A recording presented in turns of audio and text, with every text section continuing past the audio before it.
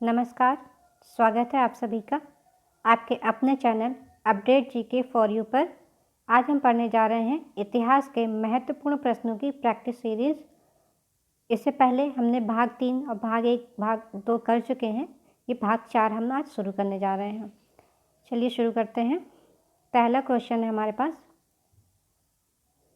भारत में सबसे पहले आने वाले और सबसे बाद में जाने वाले यूरोपीय कौन थे? भारत में सबसे पहले आने वाले और सबसे बाद में जाने वाले यूरोपीय कौन थे? आपका उत्तर हो जाएगा पुर्तगाली। कौन थे? पुर्तगाली। अगला प्रश्न है, भारत में आने वाली प्रमुख यूरोपीय कंपनियों का क्रम क्या था? भारत में आने वाली प्रमुख यूरोपीय कंपनियों का क्रम जो है इस तरह से है, पहले पुर्तगाली आए, फिर डच आए, फिर अंग्रेज आए, फिर फ्रांसीसी आए। तो आपका उत्तर हो जाएगा, आपका यहाँ पर देखिए, पहले आपके पुर्तगाली, फिर डच आते हैं, फिर अंग्रेज आते हैं, फिर फ्रांसीसी आते हैं। इस तरह से आपका उत्तर सही हो जाएगा। अगला प्रश्न है, क्लाइव किस रूप में अंग्रेजी ईस्ट इंडिया कंपनी के साथ भारत आए थे? क्लाइव किस रूप में अंग्रेजी ईस्ट इंडिया कंपनी के साथ भारत आए थे? तो वो आए थे एक क्लर्क के रूप में। क्लाइव जो है एक क्लर्क के रूप में भारत आए थे, ये याद रखिएगा। अगला प्रश्न है, बंगाल के किस शासक ने यूरोपियों की तुलना मधुमक्खियों से करते हुए कहा कि यदि उन्हें छेड़ा ना जाए तो वह शहद देंगी और छेड़ा जाए तो काट काट कर मार डालेंगी? ये किस शासक ने कहा था? तो आपका उत्तर हो जाएगा अली वर्दी खां जी थे, इन्होंने कहा था। अगला प्रश्न देखते हैं, प्लासी का युद्ध कब और किसके बीच में हुआ था? प्लासी का युद्ध कब हुआ था? आपका प्लासी का युद्ध हुआ था 1757 से ईस्वी में अंग्रेजों और सिराजुद्दौला के बीच में। 1757 ईस्वी में अंग्रेज और सिराजुद्दौला के बीच में ये युद्ध हुआ था। अगला प्रश्न है, प्लासी के युद्ध सिराजुद्दौला को किसने धोखा दिया था? यानी कि प्लासी के युद्ध में सिराजुद्दौला को जो धोखा मिला था वो किसने दिया था? तो उत्तर हो जाएगा आपका मीर जाफ़र। क्या हो जाएगा आपका? मीर जाफ़र जी से, जिन्होंने सिराजुद्दौला को धोखा दिया था। नेक्स्ट प्रश्न है, प्लासी कहाँ पर स्थित है? तो आपका उत्तर हो जाएगा, जो प्लासी का जगह है जहाँ पे ये युद्ध हुआ था वो प्रेजेंट टाइम में नादिया में है, जो कि भी पश्चिमी बंगाल में पड़ता है। नादिया जगह है पश्चिमी बंगाल में। अगला प्रश्न है, प्लासी की जीत का अंग्रेज नायक कौन था? प्लासी की जीत का अंग्रेज नायक थे रॉबर्ट क्लाइव। कौन थे? रॉबर्ट क्लाइव थे। नेक्स्ट प्रश्न है, प्लासी युद्ध के बाद अंग्रेजों ने किसे बंगाल का नवाब बनाया था? किसे बंगाल का नवाब बनाया था? तो मीर जाफ़र को। इन्होंने ही सिराजुद्दौला को धोखा भी दिया था, मीर जाफ़र जी ने।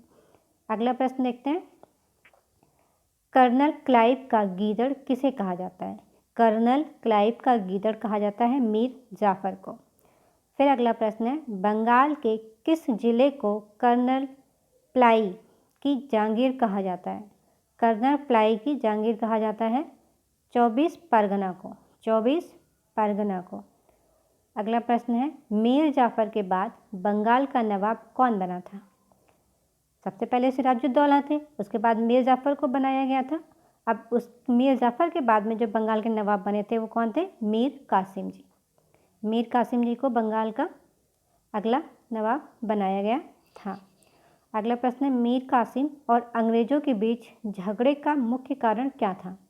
यानी कि जो मीर कासिम जी थे और अंग्रेज थे, इनके बीच में जो झगड़ा हुआ था उसका मुख्य कारण था दस्तक का दुरुपयोग करना, यानी कि जो डॉक्यूमेंट्स थे उनका दुरुपयोग किया जाता था।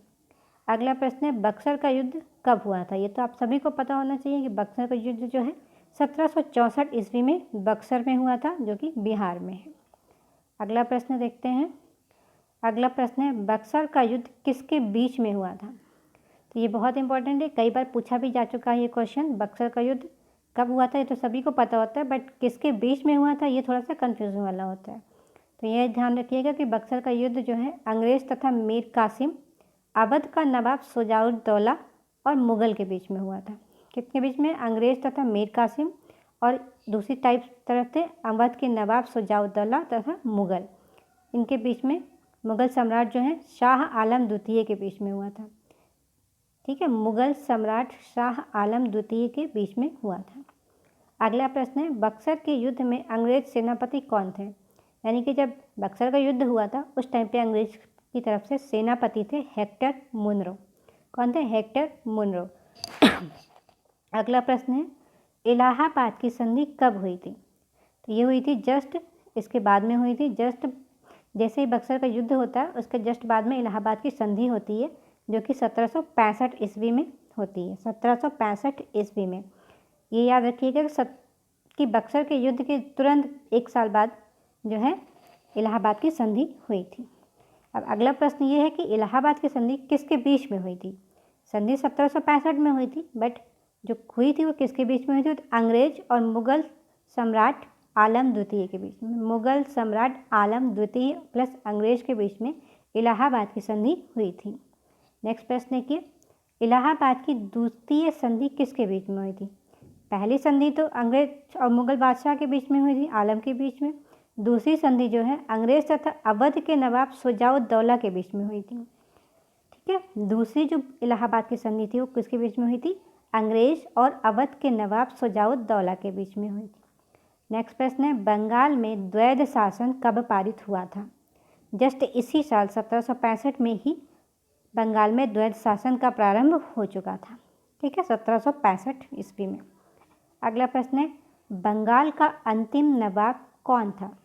तो आपका उत्तर हो जाएगा मुबारक उद दौला। मुबारक उद दौला जो है बंगाल के अंतिम नवाब थे।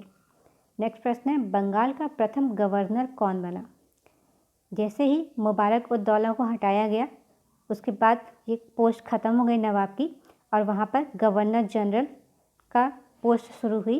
जो पहले हमारे गवर्नर जनरल बने वो थे वॉरेन हेस्टिंग थे। कहाँ के थे? बंगाल के। सिर्फ बंगाल के लिए एक प्रथम गवर्नर जनरल बनाया गया था जिनका नाम था वॉरेन हेस्टिंग। ये बहुत बार क्वेश्चन में पूछा जा चुका है। अगला प्रश्न है, रेगुलेटिंग एक्ट कब पारित हुआ था? रेगुलेटिंग एक्ट 1773 ईस्वी। हमेशा याद रखिएगा, बहुत बार पूछा गया क्वेश्चन, ये बहुत ही इंपॉर्टेंट है। रेगुलेटिंग एक्ट कब पारित हुआ? ये 1773 ईस्वी में पारित हुआ था। जस्ट इसी के बाद में कोलकाता में सुप्रीम कोर्ट की स्थापना हुई थी। ये अगला प्रश्न है हमारा कि कोलकाता में सुप्रीम कोर्ट की स्थापना कब हुई थी? तो 1774 ईस्वी में। जब रेगुलेटिंग एक्ट पारित हुआ 1773 में, जस्ट उसके 1 साल बाद 1774 में कोलकाता में सुप्रीम कोर्ट की स्थापना हुई। वीडियो कैसी लगी ये ज़रूर बताइएगा। अगर आपने सब्सक्राइब नहीं किया है कृपया आप चैनल को सब्सक्राइब कर लें और बेल आइकन को प्रेस कर दें जिससे आपके पास नोटिफिकेशंस पहुंच सके। वीडियो देखने के लिए धन्यवाद।